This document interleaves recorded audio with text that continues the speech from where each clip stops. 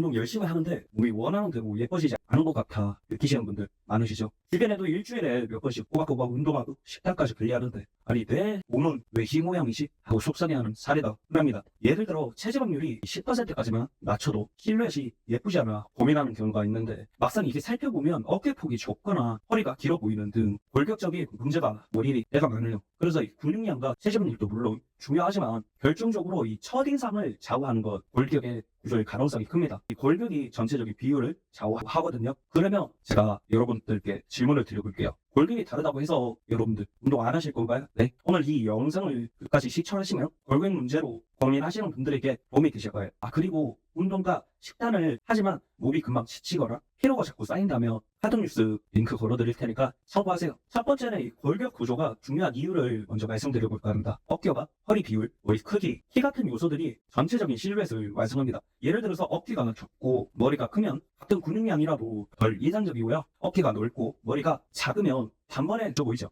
하지만 이 골격은 후천적으로 바꾸기 어렵기 때문에 어느 정도 현실적인 부분은 인정하고 시작하는 게 좋습니다. 솔직히 말해서 선수가 될 것도 아닌데 비율이 좋은 원장이나 스타들과 매일 비교할 필요는 없어요. 게다가 이 주변에 운동을 꾸준히 하는 일반인조차 운편이라 사실 비교할 상대가 별로 없죠. 저희는 이 운동 방식을 바꿔야 합니다. 머리가 조금 큰 편이면 어깨와 등이 발달하도록 노력하고 어깨가 좁으면 어깨 근육 폭을 수용한 식으로 보완할 수 있거든요. 이렇게 단점을 완화하고 장점을 극대화하면 생각보다 훨씬 만족스러운 체형을 만들 수 있습니다. 결국 현실적인 부분을 파악하고 그에 맞는 목표를 짓는 게 핵심이에요. 예컨대 키가 작은 편이라면 근육의 밀도와 완성도를 높여서 꽉 찬 느낌을 내보내거나 키가 크면 긴 팔다리의 선을 살려서 모델처럼 시원시원한 체형을 만드는 식으로 해. 무조건 몸 전체의 일정한 비율에 맞춰서 하실 필요가 없다는 말입니다. 어깨가 좁을 때는 골격적인 한계는 주로 견갑골의 가로폭과 쇄골 길이 그리고 흉과 크기 같은 선천적인 뼈 구조 문제가 있지만 어깨가 좁다고 느끼는 이유는 단순히 전면 어깨 근육이 발달하지 않아서가 아니라 측면과 후면을 충분히 발달시키지 않아 어깨 가로폭이 시각적으로 작아 보이는 것 또한 원인 중 하나입니다. 등을 넓게 발달시키면 전체 상체 프레임이 확장돼서 어깨가 좁아 보이는 문제를 보완할 수 있습니다.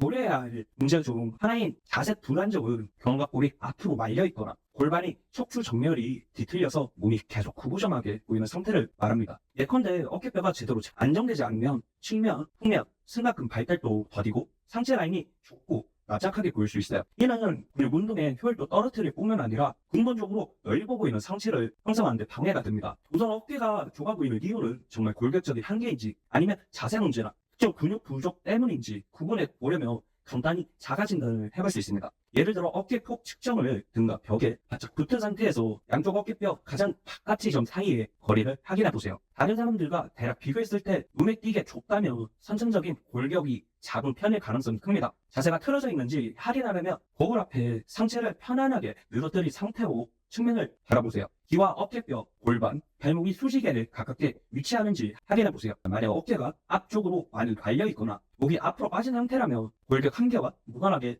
좁아 보이는 문제가 크게 작용할 수 있습니다. 견갑골 가동 범위 테스트로 양팔을 벌려 머리 위로 들어올릴 때 양쪽 견갑골이 매끄럽게 움직이는지 아니면 한쪽이 날개뼈처럼 뜨는지 유심히 관찰해 보세요. 견갑골 안정성이 떨어지면 미들이나 리얼 델트 운동을 해도 효과가 미미할 수 있어요. 운동 방식은 주당 2회 이상 어깨, 등 세션에 배치해 누적 볼륨을 높이는 전력을 쓰시되 다만 이 가훈련을 피하기 위해서 세션 최소 48시간 휴식을 두고 루틴과 중량과 반복수 등을 교차 적용하세요. 그리고 운동을 들어가실 때 사이드 메타럴, 리얼 델트 플라이, 테이블 페이스 풀을 연속으로 시행해 짧은 시간에 폭발적인 자극을 주는 방식인 슈퍼나 트라이세트를 활용하시는 것을 추천드려요. 제가 이 루틴을 말씀드리는 것은 체형 개선을 중 하부 승모근을 강화하는 로우 바리에이션이나 스키플러 리트렉시아 훈련을 루틴에 섞어서 라운드 숄더와 견갑골을 안정 운동을 진행할 수 있어 어깨가 자연스럽게 뒤로 열려야 미들이나 벨트가 최대한 도드라집니다. 저는 예전에 자존감이 많이 낮은 적이 있었습니다. 그렇게 남들이 저보다 몸이 좋으면 로에도 탓을 한 적도 있고 괜히 의식하면서 무시하는 경향도 많았었습니다. 운동뿐만 아니라 또 나아가